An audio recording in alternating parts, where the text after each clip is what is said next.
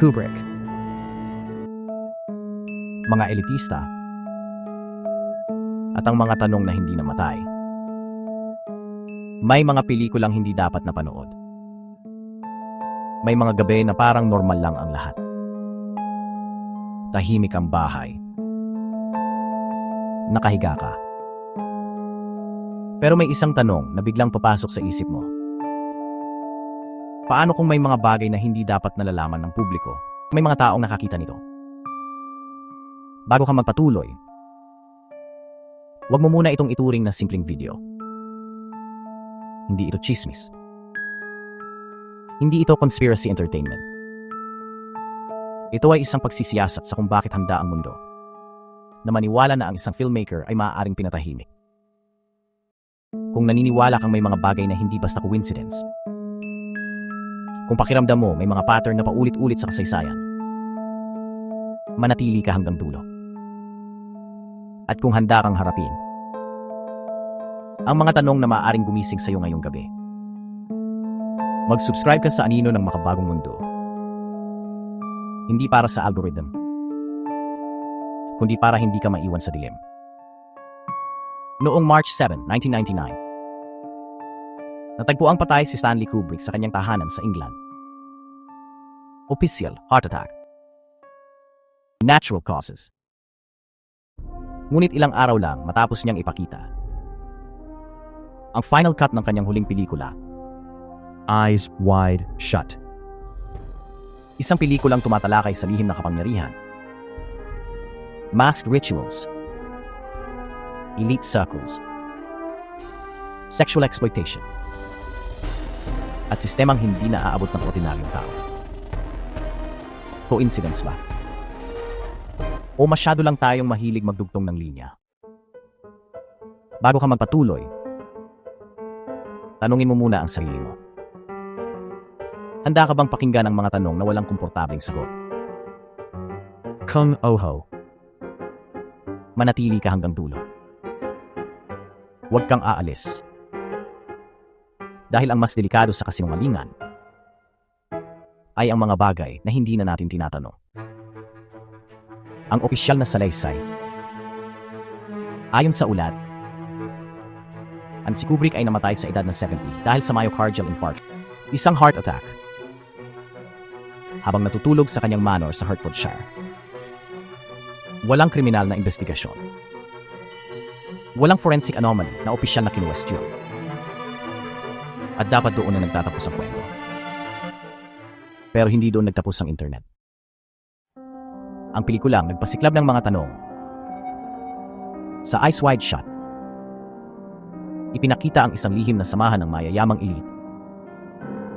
Nakamaskara, nakasuot ng ceremonial robes.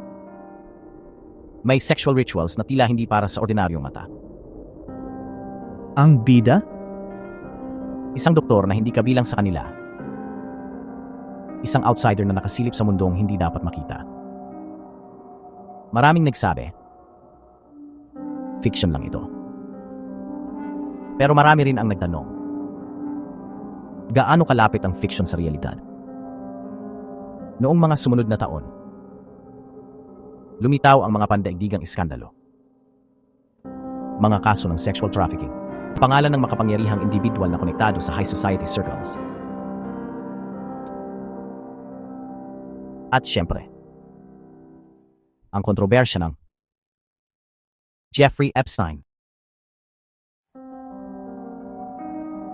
Social circle, elite gatherings, mga larawan,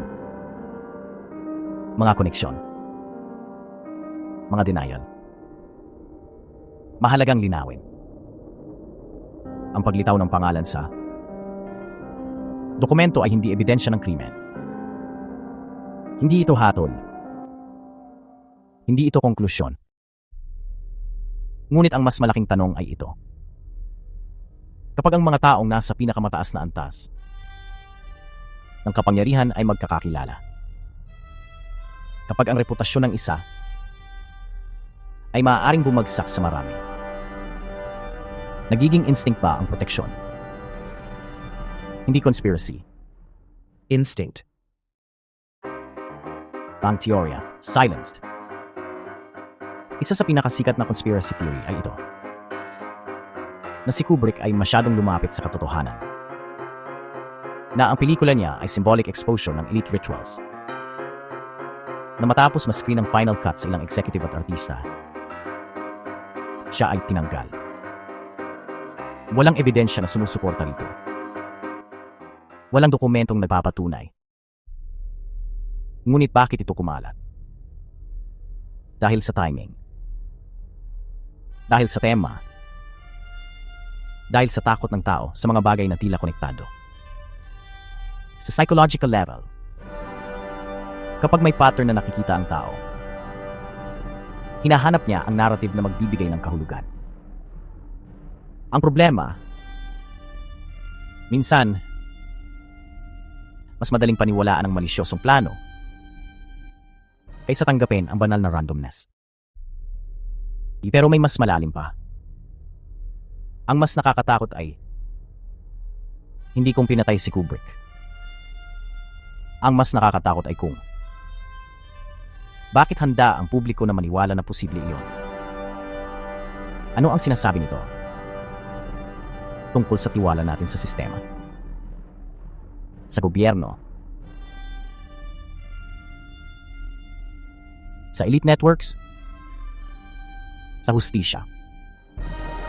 Kapag may high-profile detainee na namamatay sa federal custody, kapag may non-prosecution agreements na tila pabor sa makapangyarihan, kapag may mga dokumentong lumalabas ngunit walang malinaw na accountability, unti-unting nabubuo ang kolektibong hinala.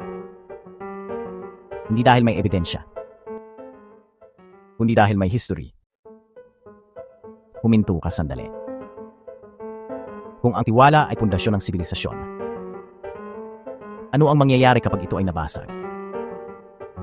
Kung sa tuwing may iskandalo, ay mas marami ang tanong kaysa sagot. Hindi ba tayo unti-unting nasasanay sa kadiliman? Kung nararamdaman mo ang bigat ng mga tanong na ito, huwag mong isi-scroll. Huwag mong i-dismiss. Kung nakikita mong may pattern sa mga pangyayaring tila magkakahiwalay, pindutin ang like at manatili. Dahil hindi ito basta balita. Ito ay paglalantad ng koneksyon. At kung may napansin kang hindi nabanggit, magsa-comment ka. Baka doon magsimula ang mas malalim na tanong. Hindi ang tao, maraming content online, ang gustong ituro ang isang tao bilang ultimate villain. Pero ang mas totoo at mas komplikado ay ito. Ang problema ay hindi lang individual. Ito ay arkitektura, mga network ng impluensya, mga financial ties, mga social insulation circles, mga legal loopholes. Ang ganitong istruktura ay hindi nangangailangan ng conspiracy meeting. Kailangan lang nito ng mutual interest. Kapag may reputasyon na pwedeng madamay, kapag may yaman na maaaring mawala, kapag may kapangyarihang maaaring mabuwag, nagiging natural ang proteksyon. Hindi theatrical. Hindi cinematic. Kubrick bilang salamin. Maaaring si Kubrick ay simpleng namatay dahil sa sakit sa puso. At maaaring ang lahat ng teorya ay projection lamang ng kolektibong anxiety ng mundo. Pero ang mas mahalagang punto ay ito. Bakit ang isang filmmaker na namatay sa natural causes ay naging simbolo ng suppressed truth? Dahil ang mundo mismo ay nagbago. Sa pagitan ng 1999 at ngayon, nakita natin ang Financial collapse, war escalations, digital surveillance expansion, elite scandals, moral confusion, sa kultura. ang pakiramdam ng marami. May nangyayari sa itaas na hindi natin lubos maintindihan. At sa ganitong klima, ang Eyes Wide Shut ay hindi na lang pelikula. Isa itong metaphor. Ang mas nakakabahang tanong, Hindi, pinatay ba si Kubrick? kundi, Kung may totoong malawakang katiwalian, may sapat ba tayong lakas bilang lipunan para harapin ito? O mas pipiliin nating mag-focus sa mga teorya kaysa sa sistemang dapat ayusin? May dalawang paraan para harapin ang ganitong usapan. Sabihing lahat ito ay kabaliwan. O tanggapin na ang tiwala sa mga institusyon ay marupok at kailangang bantayan. Ang tunay na panganib ay hindi ang lihim na ritual sa isang pelikula. Ang tunay na panganib ay ang kultura ng kawalang pananagutan. Kung ang mga makapangyarihan ay hindi natitinag, kung ang transparency ay laging delayed, kung ang accountability ay tila optional, hindi kailangan ng apocalyptic prophecy para maintindihan ang trajectory. Unti-unti. tahimik, Ngayon, bago mo isara ang video na ito, tingnan mo ang mundo sa labas ng screen. Tanungin mo ang sarili mo. Mas nakakatakot ba ang ideya na may lihim na elite ritual?